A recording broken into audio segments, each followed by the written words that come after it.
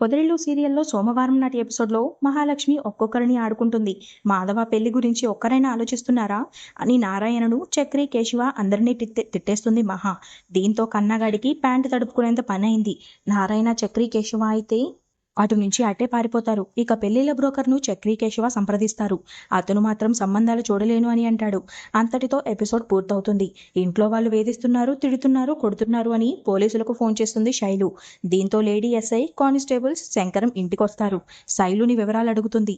ఇతనేనా నీ తండ్రి, ఇతనేనా వేధించేది అని ఎస్ఐ అడిగితే, మా నాన్న మంచివాడు, అమాయకుణ్ణి చేసి ఆడుకుంటున్నారు, మా అమ్మ అన్నే నన్ను వేధిస్తున్నారు అని శైలు చెబుతుంది. కూతురిని వేధిస్తుంటే చూస్తూ ఊరుకుంటావా అని శంకరంని తిడుతుంది ఎస్ఐ.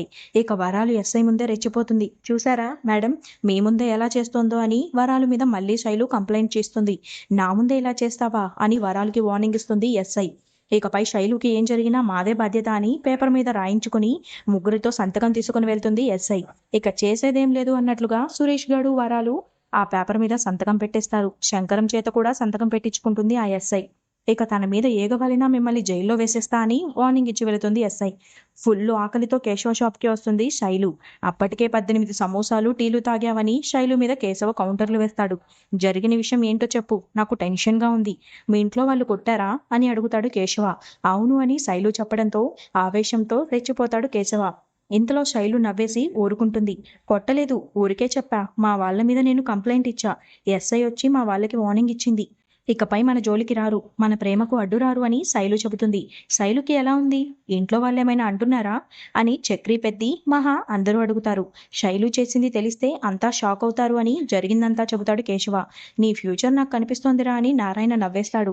అమ్మా నాన్నల మీద కేసు పెట్టడం తప్పు కదా అని పెద్ది అంటే, కొట్టడం కూడా తప్పు, మహాలక్ష్మి వాళ్ళ అమ్మా నాన్నలు ఎప్పుడూ చేయెత్తలేదు అని చక్రి అంటే, అవును, కత్తితో పొడవడం, కిడ్నాప్ తప్ప ఇలాంటి సిల్లీ పనులు చేయలేదు అని నారాయణ కౌంటర్ వేస్తాడు. మీ కడుపులో ఎంత ఉందా అని మహా అంటే, కత్తిపోటు గుర్తుంది అని నారాయణ అనడంతో అంతా నవ్వేస్తారు. ఈ తల్లిదండ్రులు పెళ్లి విషయంలో ఇలా ఎందుకు చేస్తారో అని మహా అంటుంది. తప్పులేదమ్మా, కనీ పెంచి పెద్ద చేసిన కూతుర్ని ఓ గొప్ప ఇంటికి ఇవ్వాలని అనుకుంటారు. పెళ్లి కోసం సర్వస్వం త్యాగం చేసే తల్లిదండ్రులు కూడా ఉన్నారు. మంచి ఉద్యోగం, ఆస్తి ఉన్నవాడికి ఇవ్వాలని అనుకుంటారు. అలా కాకుండా వారి ఇష్టానికి వ్యతిరేకంగా ఉన్నవాడిని ప్రేమిస్తారు. తల్లిదండ్రులు దూరదృష్టితో ఆలోచిస్తారు. తల్లిదండ్రుల ప్రేమ బిడ్డలకు ఈ విషయంలో ద్వేషంగా కనిపిస్తుంది. ఎవరిది తప్పు అని చెప్తాం అని పెద్ది అంటాడు. మీ అంత గొప్పగా ఎవరు అర్థం చేసుకోలేరు పెద్ది. నేనెందుకు మా వాళ్ళ మీద కంప్లైంట్ ఇవ్వలేకపోయా, నాకెందుకు ఆ ఆలోచన రాలేదు అని మహా అంటుంది. దేవుడికి నా మీద దయ ఉంది కాబట్టి అని చక్రి తనలో తాను అనుకుంటాడు. ఏ కారణం చేత కూడా శైలుని వదిలిపెట్టుకోకు అని కేశవకి మహా సలహా ఇస్తుంది. అలా ఎలా వదిలేస్తాడు, నమ్మి వచ్చిన వారి కోసం నిలబడాల్సిందే. మీరు నన్ను నమ్మి వచ్చారు, నా కంఠంలో ప్రాణం ఉన్నంత వరకు మిమ్మల్ని జాగ్రత్తగా చూసుకుంటా అని చక్రి అంటాడు. దీంతో మహా కోపంగా చూస్తుంది. అందరూ చక్రి మాటలకు ఆశ్చర్యపోతారు. దీంతో ఎదవనోరు అని చక్రి పక్కకు వెళ్ళిపోతాడు. నారాయణ తన మంచం మీద కూర్చొని తీరిగ్గా గోర్లు తీసుకుంటూ ఉంటాడు. మహా మాత్రం అలా చూస్తూనే ఉంటుంది. ఏంటమ్మా అలానే చూస్తున్నావు, తిట్టాలా, ఎందుకు తిట్టాలో చెప్పి తిట్టమ్మా అని అంటాడు. ఏం లేదు, ఇంత బాధ్యతారాహిత్యంగా ఓ తండ్రి ఎలా ఉంటాడా అని చూస్తున్నా అంతే అని అంటుంది మహా. రాత్రైతే తాగడం, పొద్దున్నే తినడం, పొద్దెక్కేదాకా బీడీలు తాగడం, కాలక్షేపానికి రేడియోలో పాటలు వినడం, వీధుల్లో గొడవలు పడ్డం, చెల్లి అన్నతో వైరం, ఇదేనా మీ ప్రపంచం అని పిచ్చతిట్టుడు తిడుతుంది మహా. నేను నా కుక్కి మంచం, డొక్కు కంచం, కూడు కొంచెం, ఇదే నా ప్రపంచం అని నారాయణ అంటాడు. ఇంత వయసు వచ్చింది ఎందుకు, బారులో బాబాయ్ అనిపించుకోవడానికి, ఊర్లో పెద్ద మనిషి అనిపించుకోవడానికి తప్ప దేనికి పనికొచ్చింది అని మహా ఘోరంగా తిడుతుంది. నువ్వు ఇలా తిడితే మందులో ఏమైనా కలుపుకొని తాగేస్తా అని నారాయణ అంటాడు. ఇలానే చేస్తే చస్తే మోయడానికి 4 కొడుకులు, ఏడవడానికి నేను తప్ప ఎవరూ రారు అని తిడుతుంది. పెద్ద కొడుకు అన్నీ త్యాగం చేసి బ్రతుకుతున్నాడు, అతనికి పెళ్లి చేయాలనే ఆలోచన కూడా లేదు అని ఇష్టం ఉన్నట్లుగా తిడుతుంది మహా. పెద్దరికం అంటే ఇంటి బయట కూర్చొని బయట నుంచి లోపలకు రాకుండా, లోపల నుంచి బయటకు ఏదీ వెళ్లకుండా చూడటమేనా, బాధ్యత లేదా, మీరు సంబంధాలు వెతకరా అని తిడుతుంది.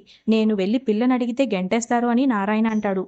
అంటే మీ వైపు నుంచి పెద్దికి లాభం లేదా అని మహా అడిగితే లేదు అని అంటాడు నారాయణ. అయితే వెళ్ళి సన్యాసులో కలిసిపోండి అని తిట్టేస్తుంది మహా. ఇంకోవైపు చక్రి, కేశవ, కన్నా ఎవరి పనుల్లో వారు బిజీగా ఉండడం చూసి మహాకి పిచ్చి కోపం వస్తుంది. ఏంటండి అలా చూస్తున్నారు అని చక్రి, మేమేమైనా తప్పు చేశామా అని కన్నా కేశవలను తిడుతుంది మహా. బయట కూర్చున్న వ్యక్తికి ఎలాగో బుద్ధి లేదు. పెద్ది వంట చేస్తే వంకలు పెడతారు, ఆయన పెట్టింది తినేసి దున్నపోతుల్లా బలిశారు.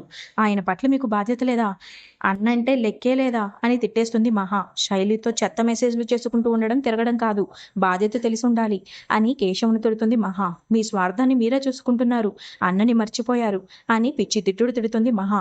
చక్రికేమో కారు లేదు, లైసెన్స్ లేదు, కామన్ సెన్స్ కూడా లేదు. కేశవకేమో పెళ్లి చేసుకోవడానికి ఓ పిల్లని సెట్ చేసుకున్నాడు. కన్నాగాడు చూపు పుస్తకం మీద, ధ్యాస ఊరి మీద ఉంటుంది. ఒక్కరికైనా అన్న గురించి ఆలోచన ఉంది, మా కోసం జీవితాన్ని దారపోసాడనుందా, పెళ్లి చేద్దామనే ఆలోచన ఉందా? సీటు కిందకు ఇన్నేళ్ళు వచ్చాయి, సెల్ ఫోన్ పట్టుకుని చూస్తున్నారు. మీకు అసలు సిగ్గుందా అని మహా తిడుతుంది. మీరే కదా కొన్ని రోజులు ఆగుదామన్నారు అని కేశవ అంటే నాదే తప్పనంటారా అని మహా ఫైర్ అవుతుంది. ఎక్కడికి జారుకుంటున్నారు, నాకు సమాధానం కావాలి అని కేశవని అంటుంది మహా. మీకు అసలు పెద్దికి పెళ్లి చేయాలనే ఆలోచన రాదా? లేదా? అసలు మీకు కాదు, బయట కూర్చొని బీడీలు తాగుతూ ఒక చెవిని ఇటు పడేసిన పెద్ద ఆయనకు ఆ ఆలోచన ఉందా? మీకు ఆ ఆలోచన ఉందా? అందరినీ వణికిస్తుంది మహా. నేను అంత గయ్యాలిలా కనిపిస్తున్నానా అని మహా మీదకు వెళ్తుంది. దీంతో చక్రి, కేశవ, నారాయణ అందరూ పారిపోతారు. కన్నాగాడైతే ప్యాంట్ తడుపుకుంటాడేమో అని బయటకెళ్ళిపోరా అని చక్రి అనడంతో పరుగులు తీస్తాడు కన్నా. అలా వణికించిందేంట్రా? కన్నాగాడైతే తడుపుకున్నాడు అని కేశవ, చక్రి బైక్ మీద వెళ్తూ మాట్లాడుకుంటూ ఉంటారు. ఇంతలో పెద్ది ఏమో కూరగాయల బండి మీద అమ్మలక్కలతో ముచ్చట్లు పెడుతుంటాడు. ఇలా అత్తలతో ఉంటే నీకెలా పెళ్ళవుతుంది? ఇది జంబలకిడి పంబలా ఉంది, నిన్ను చూసి నవ్వుకుంటారు. ఇకపై సూపర్ మార్కెట్లోనే కూరగాయలు కొనాలి, ఇంకోసారి ఇలా కొనొద్దు. నీకు పెళ్ళయి ఉంటే వదినతో కలిసి కొంటే వేరేలా ఉంటుంది, కానీ ఇలా వద్దు అని చక్రి అంటాడు. సరే, బెండకాయ పచ్చడి సగమే చెప్పింది, పూర్తిగా తెలుసుకొని వస్తా అని పెద్ది అంటే కేశవ, చక్రి కలిసి పెద్దిని తీసుకువెళ్తారు.